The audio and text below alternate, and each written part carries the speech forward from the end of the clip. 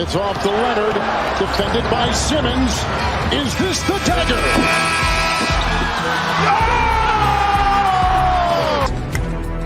High fly ball, right field. Grossman back, track, wall, see ya! Into the second deck.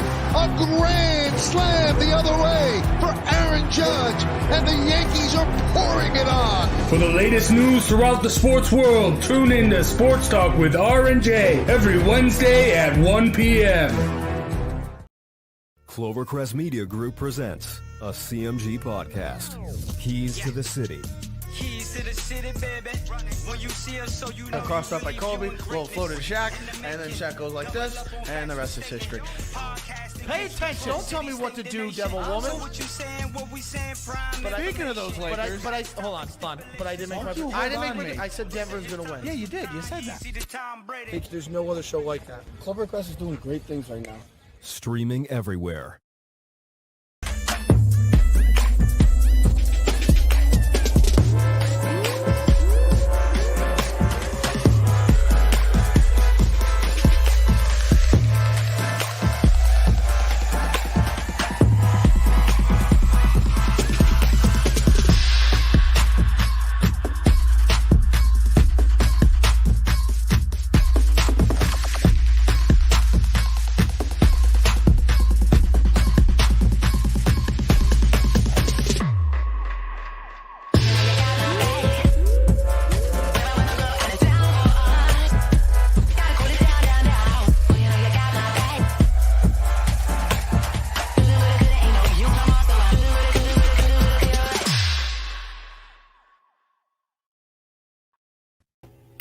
What's going on, basketball fans? We are back with the Posting Up podcast. I'm here with Big Jace and Sean Scanlon.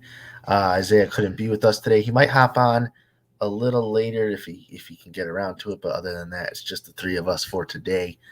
Guys, I'm not going to waste any time. I'm going to get right into it. First place, or I think that might be second place in the Eastern Conference now. They're up there. The Wizards are, they're riding high.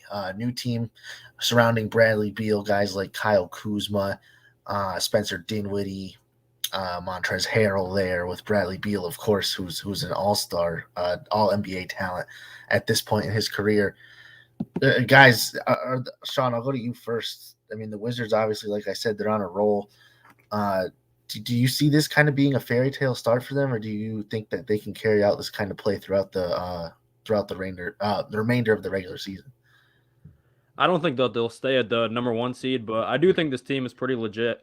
I don't think they're a title contender yet, but I think that they'll finish in probably top 4 seed. I could see it happening. I think that the surrounding cast for Bradley Beal really works out. Like you said, Dinwiddie and him have been a good 1-2 combo. Montrezl Harrell off the bench.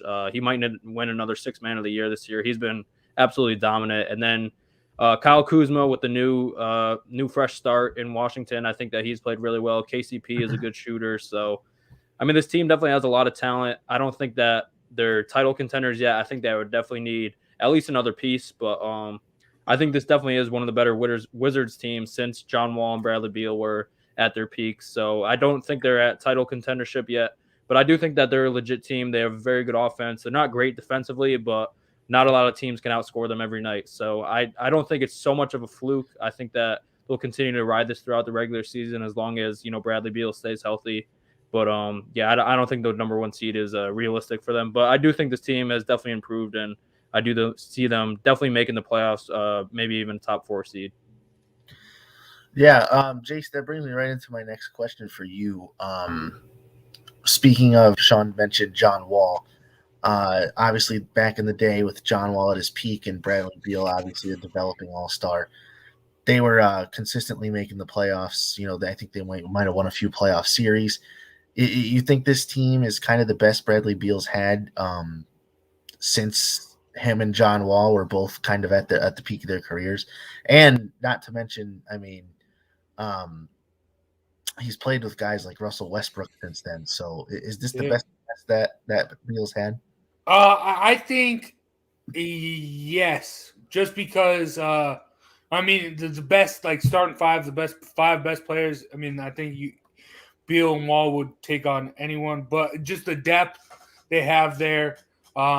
Which is just a different guy. I mean, not necessarily a real like second star, just a bunch of solid role players doing their role.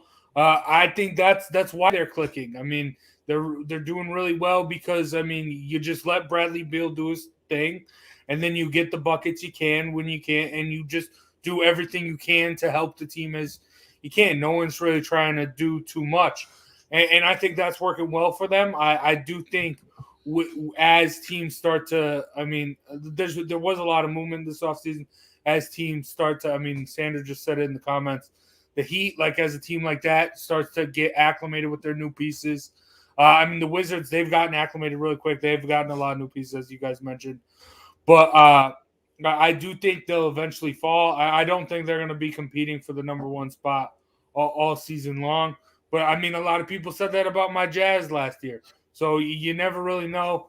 But I do think this is a team I saw not even making it into the play-in coming into the season. But I think they are going to compete, and I think they have a chance to miss the play-in completely and just get in as like a 6 seed or something like that. So they're playing well. Can they keep it up? I mean, the NBA season's long. We will see, but I think they do have the potential to keep it going. Yeah, I mean, they've won 5 games in a row. It is now 8 out of their last 10. For this Wizards team, they have Charlotte on Wednesday, who's been off to a shaky start. They've looked good and they've also looked bad, but they've had some gritty wins. I mean, a couple comeback wins against the Boston Celtics, one in double overtime, where they got 115-112 win in that game. They beat the defending champion Milwaukee Bucks. They did have a gritty overtime win against the Pacers, who are one of those kind of middle of the pack teams in the Eastern Conference. So they've been playing some good basketball. Like I mentioned, they've had the grit and determination to come back in a game. I believe they're down almost as much as 20 points in that one of those games against Boston. So we've talked about Boston. I know you guys talked about Boston on on Saturday regarding something, like Jaylen Brown for Ben Simmons, but we won't bring that back up. Anyways, we're going to get into a game break right now. Clovercrest is going to run you a quick ad first, though. Do you have a 401k and some savings for future retirement that you don't even know if it's enough to live off of? How much is enough? And how often do you think about it? The team at JPEX Financial Group can help set your mind at ease. We specialize in creating strategies, doing the planning and managing of your financial, educational, and investment needs. We help clients pursue their investment goals with sound financial strategies. You deserve a personal, tailored plan. Lasting, meaningful, and open relationships are the foundation of our practice. You've worked hard for your money and should feel confident with your investment choices as you make decisions for your financial future. Your goals are our goals. We are dedicated to your needs and hopes for your future.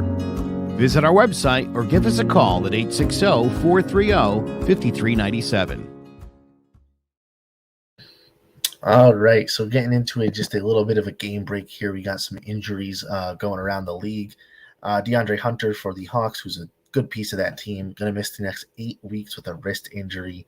Paul Millsap will miss tonight's game due to a personal reason. Nikola Vucevic, who we saw last night, we saw his team last night, is in the health and safety protocols for the COVID-19 protocols. And then something I want to get more into before we get on to our next topic, guys, is Klay Thompson is apparently very close to 5-on-5 drills. He is approximately 5 to 6 weeks away from a return to the court. Sean, I'll start with you. How big is a return to old form for Klay Thompson for this current Warriors team, given where they're at now at 11-2? It's huge. I mean, obviously, we know Klay Thompson is one of the best shooters, not just right now, but of all time. And it's just going to open up more shots, I think, for Steph Curry and Jordan Poole, who have both been playing amazing this season. This Warriors team is scary. And if you add Klay Thompson to that mix, if he's at full health, that he brings the three-point shot. That he's a pretty good defender. And the Warriors defense has been amazing this year. If you add another wing defender like that, I mean, it's only going to help them. The Warriors obviously have been dominant, and we know how much of a good player Klay Thompson is. We know that the connection that him and Steph Curry have, along with Draymond Green. So, I mean, this Warriors team is scary. I knew that they would be a lot better from the last 2 years, but I definitely didn't expect them to be this good. And now that they're going to get Klay Thompson back probably around Christmas time, I mean, this team's only going to go up from here. I think that, this is definitely a title contender in the West, in the Warriors, and Klay Thompson's only going to help them out. Yeah, Jace, I mean, you agree with Sean there? Does Klay Thompson just kind of take this Warriors team over the top?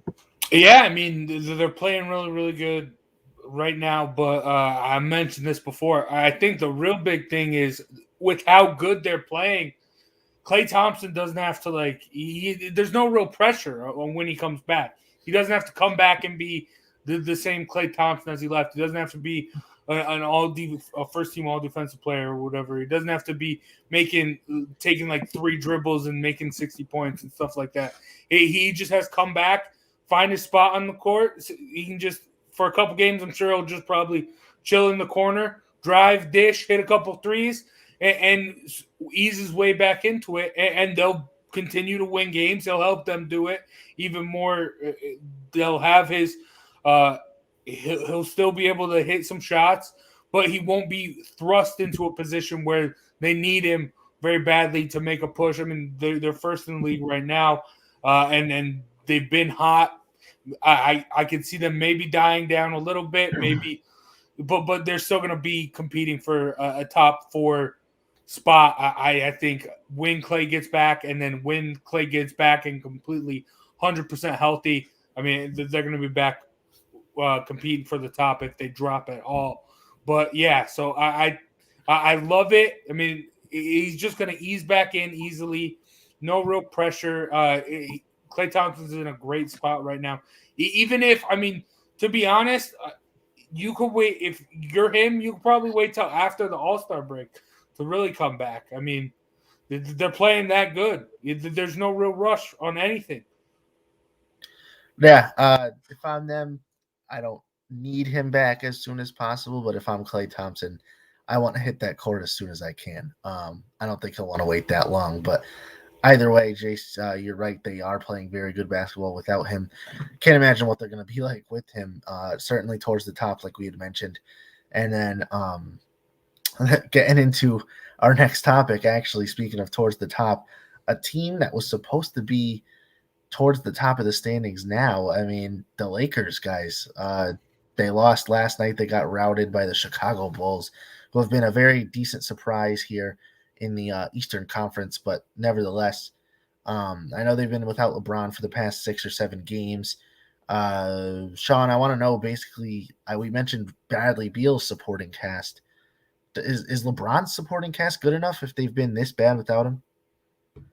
I think as long as Anthony Davis is healthy, that they'll be fine. I wasn't too worried about last night because it's the Caruso revenge game.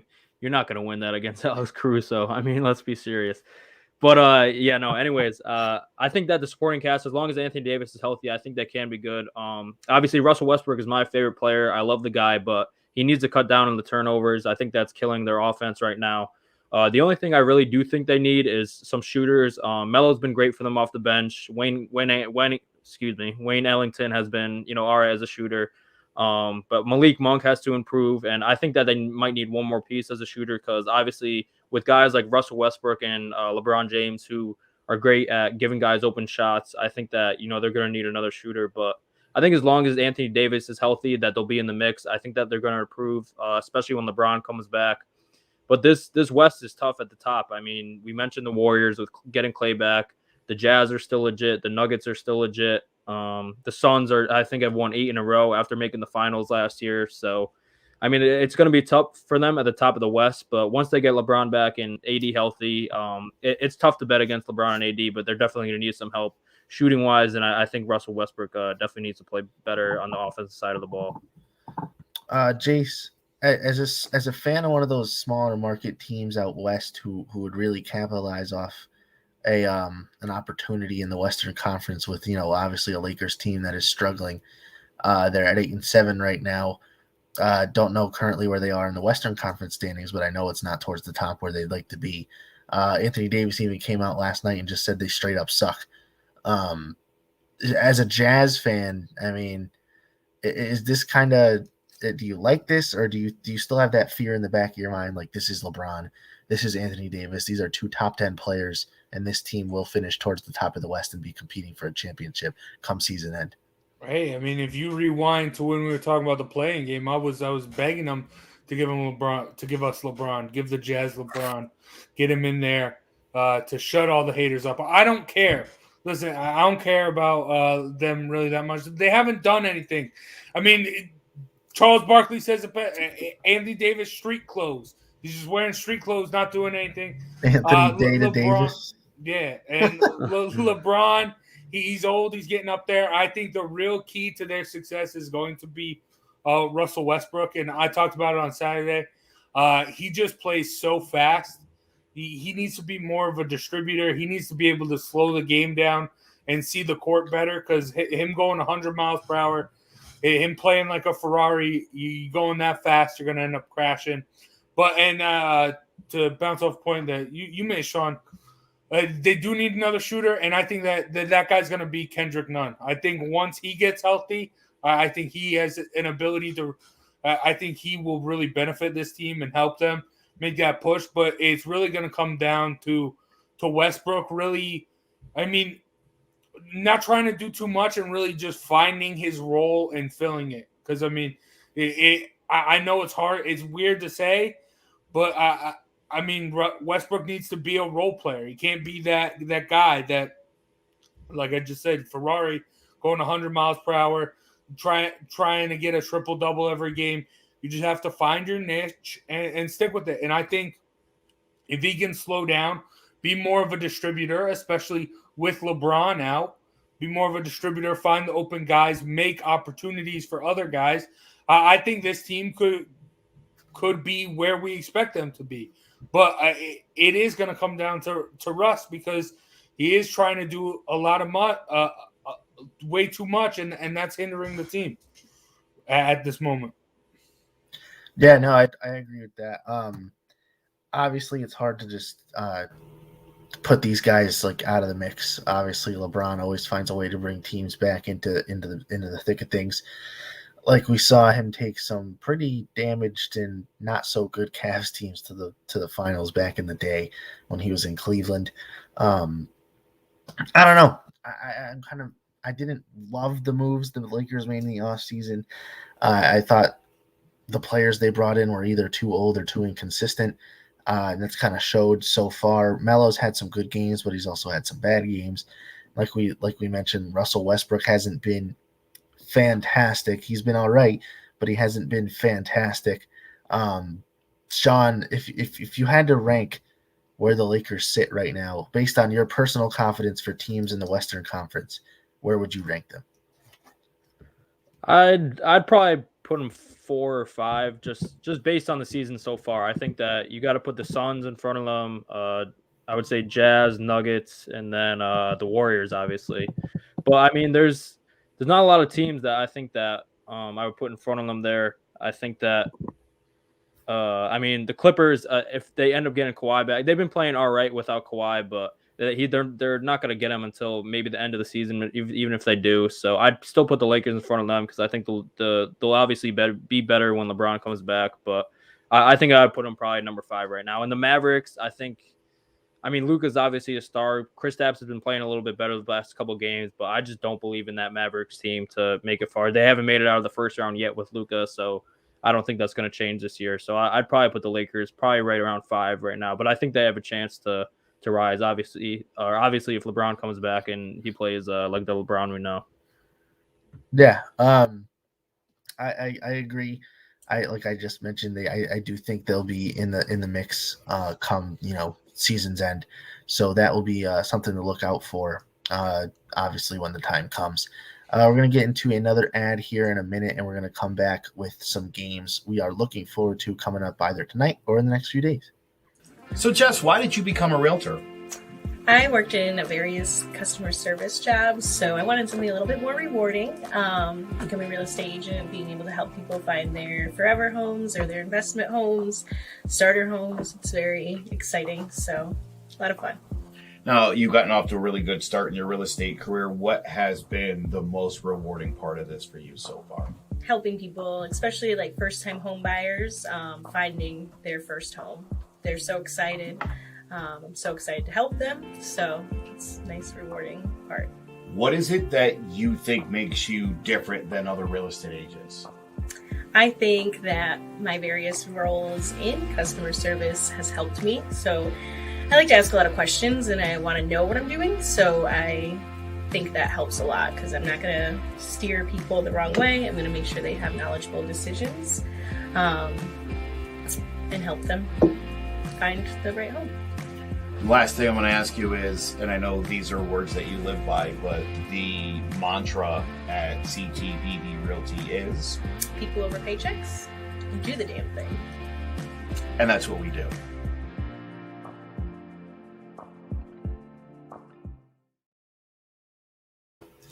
BB Realty, they do great work. Joe rocking a fresh ponytail on that one. We got to love that. Anyways, we're going to get into some games we're looking forward to coming up either tonight or in the next few days. Jason, I'm going to let you go first because I got a feeling. Oh, I mean, you got a feeling. I'm going to actually go a little different here. I mean, obviously, you got a big posting up battle between the Sixers and the Jazz tonight. But on ESPN Wednesday and Friday night, we got 2 and 3 in the West duking it out in Dallas and Phoenix. I think they should be good. I mean, 2 young studs in Luka and Devin Booker going at it. A guy like Kristaps Porzingis. I know a lot of people have been questioning him, how he's playing. He's going to have a real test going up against a guy like Ayton. And, you obviously got Chris Paul there. So it's going to be great. It should be a fun game. And, those are the games that Luka, gets up for. Those are the games that when it's up at the top here, you're going up against the defending Western Conference champs. Those are the games Luka's going to drop 50 in a triple-double. So, that's just the type of guy he is. So, yeah, those 2 games, Wednesday and Friday night on ESPN, I'm looking up for. But what about you, Sean? My game is going to be tomorrow night with the Wizards and the Hornets at 7 o'clock. I think that, these are 2 up-and-coming teams in the Eastern Conference. Obviously, we talked about the Wizards winning 5 in a row, being the number 1 seed. But the Hornets, they got off to a little rough start. They've won 3 in a row, though. So I just think there's going to be a lot of offense in this game. It's going to be a lot of fun to watch. And with the Hornets, LaMelo's been playing really good. Miles Bridges has come out of nowhere. He's been playing fantastic. They got guys like Terry Rozier, Gordon Hayward. So I think I don't know what the over is for this game. This isn't my best bet, but I'd probably smash that right away. These 2 offenses are electric. So 2 teams with good winning streaks, 2 teams on the rise in the East. So I think that game's going to be a lot of fun to watch. Yeah, for me, I'm gonna also stray away from that Utah Sixers game. I'm gonna let the smack talk just happen for itself. But we all know what's going to happen. No, but in all realness, just covering that game for a minute. That'll be a real test for the Sixers. A good team out west still playing, I believe, without Embiid. So that'll be a good test. Rudy Gobert could be in for a scary night against Andre Drummond. We'll see. But anyways, the game I'm actually looking forward to is going to be the Brooklyn Nets versus the Golden State Warriors. I love when former teammates face each other. Harden and KD will go up against Steph Curry and obviously company there who's been I think the Warriors supporting cast is outperforming themselves this year. Andrew Wiggins, Draymond Green, Jordan Poole, players like that. So it'll be Curry against his former teammate, Curry and Green, I should say, against their former teammate, Kevin Durant. We obviously know how things ended there. Obviously, that's a great game. 2 great offenses. Kyrie Irving still not playing because of his personal reasons, they call it, and that should be. Anyways, like Sean said, hammer the over in that other game. Hammer the over in this game. I don't know what it is, but I feel like there's going to be threes raining down. There's going to be some flashy passes. it's going to be some great highlights from this one. So that is my game I'm looking forward to tonight, obviously, other than the posting up battle we got going on between the Jazz and the Sixers. We're going to get into our best bets next before we wrap up the show here. Jace, you said you were going in a little bit of a different direction here. Why don't you talk to the people that telling us your lock is? Yeah, so I mean, I've been killing it. I mean, I gave you a couple weeks ago. I gave you Rudy Gobert over rebounds, parlayed with Donovan Mitchell over points against, I think it was the Magic. I want to say, I don't know who, but it hit. Then I also gave you last week, parlayed 3 games, all the favorites. They hit as well. And then on Saturday was my first loss. I gave you 2 bets. I didn't parlay them, luckily, so I made some money. I gave you the over in Pascal Siakam points. That hit on his comeback, and Scotty Barnes sadly did not get a double-double, which, I mean, it's been making me money all year. It eventually had to wear out, and that's where it did. But I'm switching things up. I'm going to go college today, and the Seton Hall Pirates against the Michigan Wolverines. I'm going to take the over 137.5 points. Seton Hall has scored no more than 80. Michigan has scored Seton Hall scored no less than 80, and Michigan has scored no less than 77. I mean, they haven't been playing against like great teams, but still they're able to score. You average out those 2 teams, it add them up. It's like over 137.5. And I don't know why that's the line. Something's probably fishy. Vegas probably has me trapped, but I'm going to take the trap. And I love betting the points. I never want to root for not scoring. So give me the over in Seton Hall against Michigan. Sean, what about you? What's your lock? My lock of the night is going to be tonight. I've been terrible with NBA betting this year, so you probably don't want to take my bets. But the one bet of the night I did 2 weeks ago, I won with the Rockets, I think plus 10.5. But I'm going tonight, Warriors Nets. I'm going to take Brooklyn -3. I think the Manning curse is a real thing. Draymond Green was on the Manning cast last night. And obviously all the NFL players have lost. The only other NBA player that was on was LeBron James. That was during the preseason, but the Lakers lost that next game. So I'm sticking with the Manning curse. Hasn't lost yet. Even though I thought Josh Allen versus the Jags was no chance, but Manning curse is tough. So I'm going to take the Nets -3 in this one. That's funny. So we'll see if that works. I'd hammer that if I were you guys. I think Sean's onto something. Anyhow, my lock of the night is going to be the Clippers -6.5 over the Spurs. Spurs obviously are not what they used to be. Greg Popovich nearing the tail end of his career. Just trying to fight to stay relevant, and they're not really doing a good job of that. So I'm going to take PG. He's been playing out of his mind this season. Without Kawhi at his side, he's been having to carry a lot of slack. And I'm gonna say the Clippers win this one by more than 6.5. So go ahead and take that if you trust me. If it doesn't work out, then I'm sorry.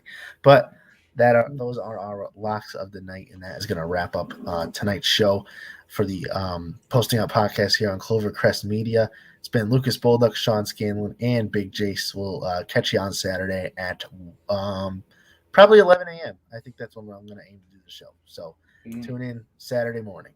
Peace.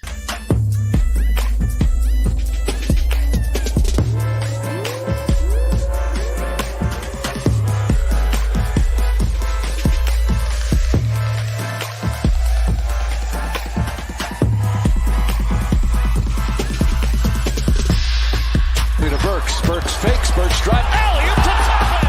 Oh, with the left hand! A couple of veterans banging down low, and it's Embiid with that little baby hook. For Westbrook, he handles the basketball, another lob! Throw it down! AD again! DeRozan, Vucevic, Levine, Caruso, and Ball. DeMar DeRozan, how many times have we seen that?